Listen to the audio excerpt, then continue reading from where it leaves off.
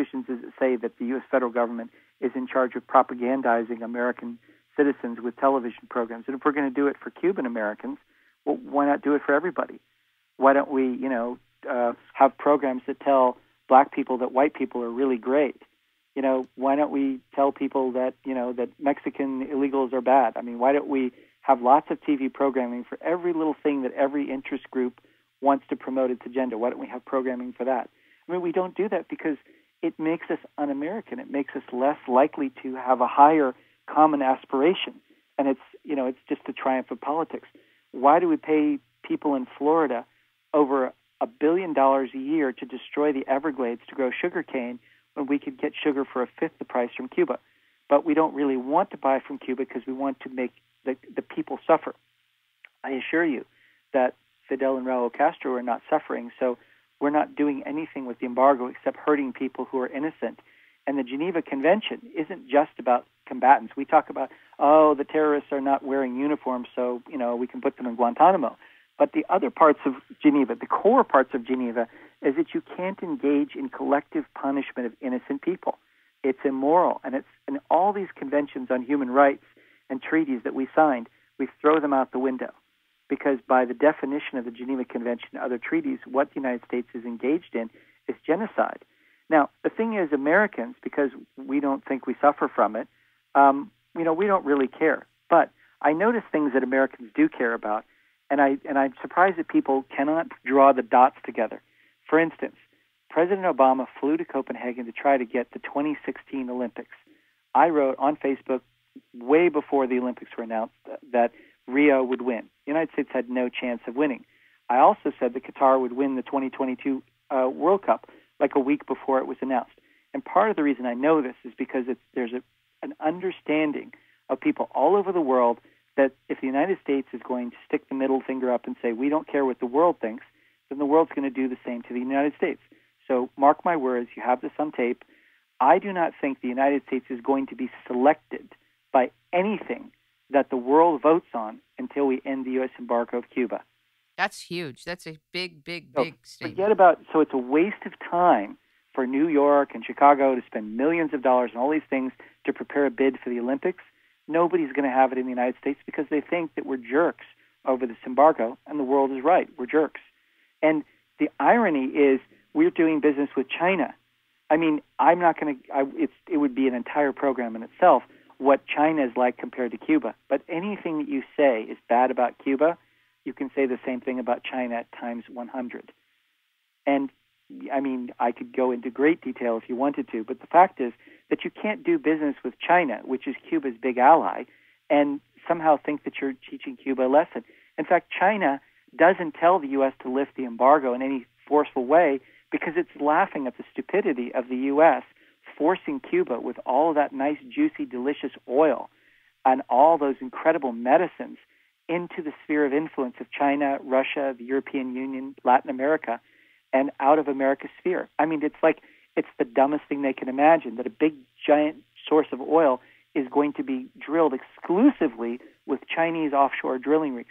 China has had to create an entire industry of offshore drilling rigs just to supply Cuba with rigs that will be 50 miles off the coast of Florida. And if you look at how the Gulf Stream flows, it flows so that the oil, if there was an accident, remember, these rigs have never been used before. It's a brand new industry versus like America's been drilling for decades. It's going to be, all that oil is going to go on the Florida shores.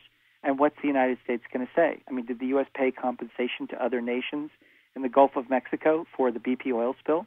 Not as far as I know. So there's no precedent for the U.S. We're going to have 100% of the pollution risk, and we're going to have 0% of the benefit of it. When those oil wells are so close, we could basically set up pipelines directly from the oil to the shore. We wouldn't even have to put it in tankers, as opposed to loading them up, taking them to Cuba, putting them in tankers, and then taking them thousands of miles away places. Talk a little bit about your Economist Readers Award. Sure. The Economist has innovation awards each year, and for the first time they had a Readers Award, and they asked readers what innovation will radically impact the world over the next decade. And they got 4,000 suggestions, and a panel of 32 judges boiled that down to 7. And the 7 included electric cars, graphene electronics, which was the Nobel Prize for Physics nominee in 2008, and it was again nominated in 2010, and it won. So it's gotten a lot of publicity. Private launch services, random aid for development projects, personalized genomics. Those are some of the other things. And then I was nominated for, 4G was nominated, so the innovation was there. And they wrote me and said, if 4G wins, then you get the award. So come to London for the award ceremony. And I was the only one who went to the award ceremony who didn't know whether he'd won or not. So then the 4G won, and I was able to get the acceptance speech. And as I'm talking to you, I look at the Lucite award that they gave me for that. Talk a little bit about your interest in outer space. I know you've served on boards of directors or trustees for space law and space development organizations.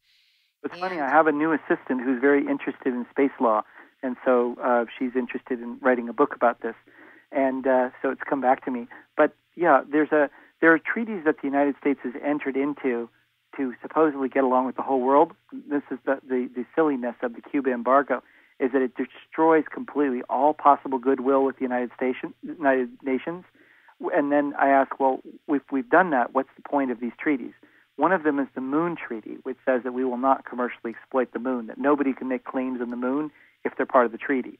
Why the United States, which for decades has been the only nation that could make claims on the moon, would be part of the Moon Treaty, I don't know, but it's a dumb thing.